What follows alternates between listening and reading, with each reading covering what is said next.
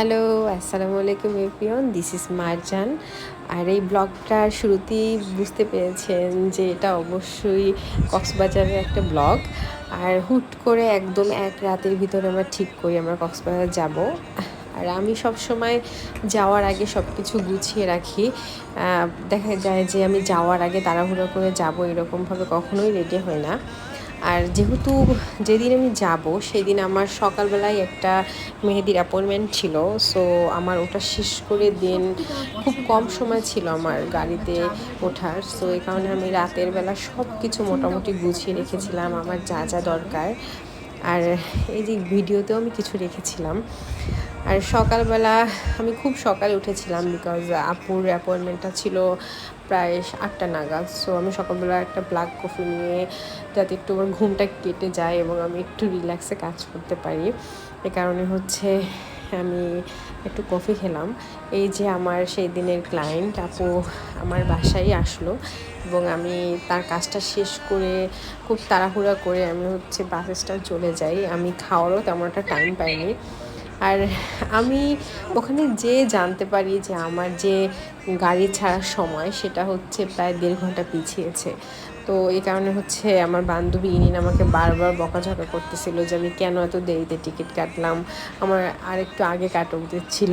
যাই হোক, আলহামদুলিল্লাহ গাড়ি ছাড়লো, আর বেশ সময়টা রেখেই গাড়িটা ছাড়লো। এরপরে ও বারবার পুরো গাড়িতে আমাকে ভিডিও কলে কল দিচ্ছিল যে কোন অবস্থা, আমি কোথায় এসেছি, কোন জায়গায়। মোটামুটি সে সবটা টাইমে আমাকে রাগের উপর রেখেছে, কারণ আমি কেন দেরিতে টিকিটটা কাটলাম। আর আমি তো বাসে উঠলে এমনিতেই ঘুমাই, বাট সেই দিন আসলে ওইরকমভাবে ঘুমটাও আমার আসেনি, কারণ আমার একটা টেনশন ছিল যে আমি প্রথমবারের মতো কক্সবাজার ট্রেনে যাব। ট্রেন হওয়ার পরে আসলে কক্সবাজার আমি কখনো যাইনি, সো এটা আমার জন্য একদম প্রথমবারের অভিজ্ঞতা। আর আমাদের গাড়িটা মানে কিছু জায়গায় সবসময় থামায়, বরিশাল থেকে যেহেতু আমি যাচ্ছি। আর এখানে আমি কিছু খাবারও নিয়েছিলাম, যেহেতু আমি দুপুরে তেমন একটা কিছু খাইনি।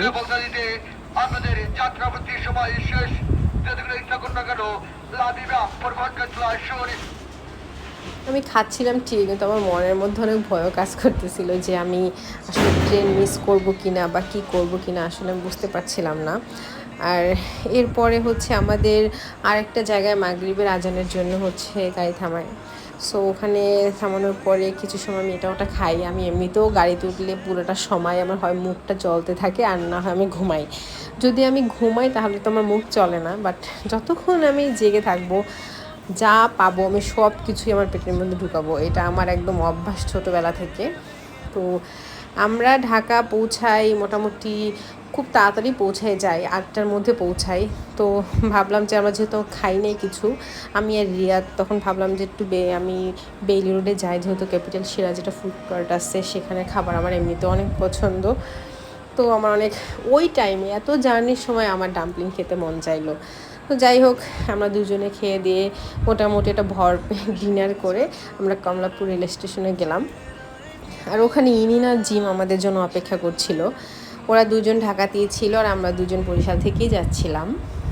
আর ট্রেন আসলে আমরা কোনোভাবেই খুঁজে পাচ্ছিলাম না আমাদের বগিটা, মানে আমরা একদম লাস্টে আমাদের বগিটা ছিল। সো এই কারণে বেশটা জায়গা আমাদের হাঁটতে হয়েছে। আর আমরা মানুষ মানে খুব কম, বাট আমরা এত পরিমাণ ব্যাগ নিয়েছিলাম, মানে যা পেরেছি বাসায় যা আছে মোটামুটি সব কিছু নেওয়ার ট্রাই করেছি। তো অবশেষে বগি খুঁজে পেলাম, উঠলাম। আমাদের সমস্যাটা হয়েছিল যে ট্রেনে আমাদের একসাথে সিটটা পড়েনি, বাট পাশাপাশি অনেকে ছিল, তাদের সাথে কথা বলে আমরা 4জন সিটটা একদম ম্যানেজ করে মোটামুটি সুন্দরভাবে বসলাম। আর জিম পুরোটা সময় সে স্ন্যাপ নেয়, সে ভিডিও করে, সে দুষ্টুমি করে। অবশ্য ট্যুরে কেউ একজন দুষ্টুমি করার মতো না থাকলে হয়ও না। আমরা যেই রাত 12টা বাজলো এরপরে আমরা লুডো খেলা শুরু করলাম, এবং এই যে দেখেন তাদের অবস্থা, মানে লুডোতে তো যারা খেলে তারা তো জানে যে কী পরিমাণ হাসাহাসি হয়। আর ইনিন আমাদের জন্য একটু খাবার নিয়ে এসেছিলো, আমরা খাচ্ছিলাম, এটা নিয়ে হাসাহাসি করতেছিলাম। এরপরে আমি পুরাটা রাতে জেগেছিলাম, আমি জিম দিয়ে আমরা 3জনই জেগেছিলাম। ইনিন একটু সময় ঘুমিয়েছিল। বাট আমি কেন যেন না ঘুমাতে পারছিলাম না। আমি সাধারণত ঘুমাই, বাট কেন যে ওই দিন আমি ঘুমাচ্ছিলাম না আমি নিজেও জানি না, হয়তো এক্সাইটমেন্ট কাজ করছিল। আর আমাদের যত দুনিয়ার গল্প আলিঝুলি কথাবার্তা সব কিছুই আমরা ওখানে বললাম। এরপরে 5:30টার দিকে হচ্ছে ট্রেন চিটাগংয়ে থামলো। তো ওখানে একটু টাইম থাকার পরে তো আবার ট্রেন ছেড়ে দিল। আমি একটু চা খেলাম, যেহেতু আমি সারাতে একটু ঘুমাই নাই, আর আমার গলাটাও একটু ব্যথা ব্যথা করছিল। আর ট্রেনের কথা যেটা বলবো, ট্রেনের জার্নি কিন্তু আমার কাছে সবসময় বেশ ভালো লাগে।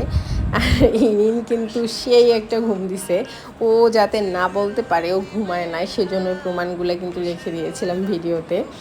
আর ট্রেনের জার্নি বরাবর ভালো লাগার কারণ হচ্ছে আমার কেন যেন জানি না, ট্রেনে মনে হয় আমি একটু হাঁটতে পারি, আমি দেখতে পারি, আমার কাছে ভালো লাগে।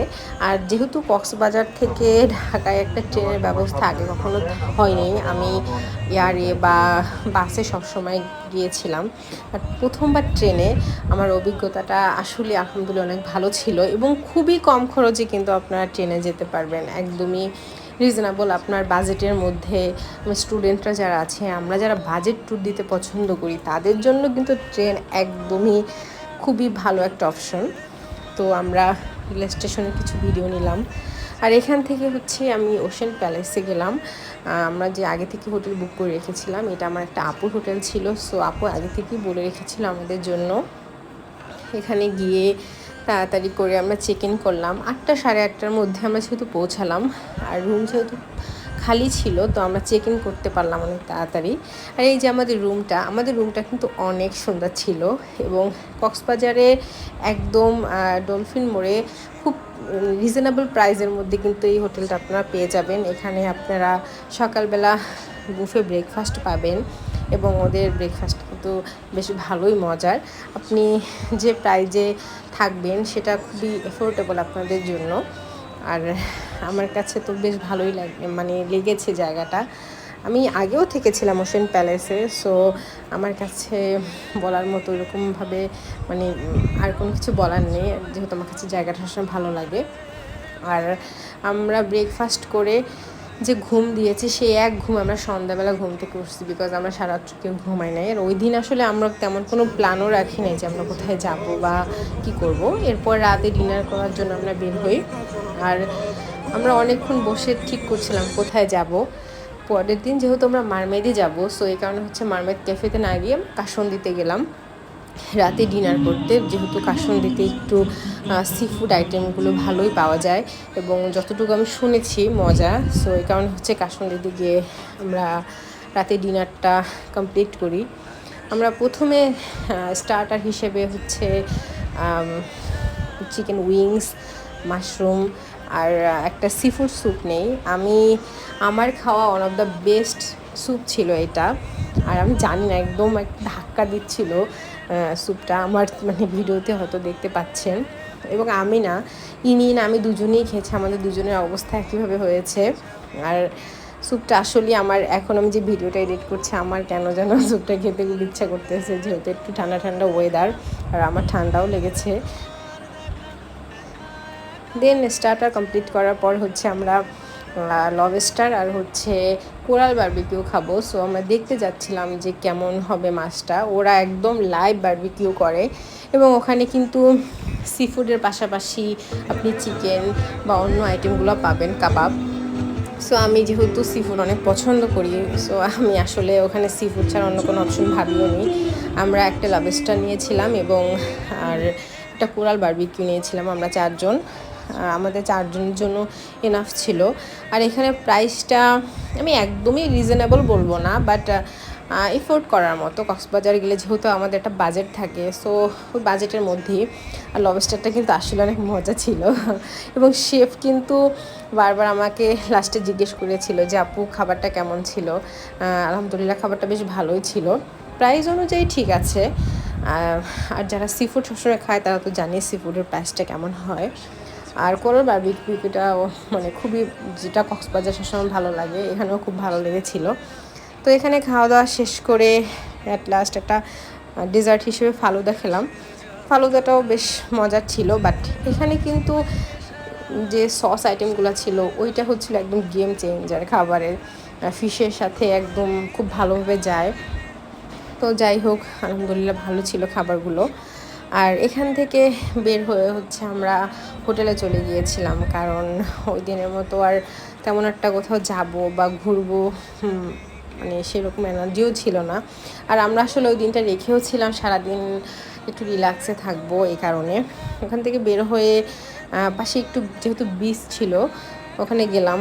আর পাশে দেখলাম একটা লাইভ রেস্টুরেন্টে লাইভ সং চলছে। তো ভাবলাম আমি আর রিনিন একটু হাঁটতে হাঁটতে গেলাম, ওখানে গান চলছে, আমরাও গেলাম, গানটাও বন্ধ হয়ে গেল। বাট এই রেস্টুরেন্টটা সুন্দর, কক্সবাজার এখন না অনেক সুন্দর সুন্দর রেস্টুরেন্ট হয়ে গিয়েছে। তো নেক্সট ব্লগে দেখা হবে। আল্লাহ হাফেজ।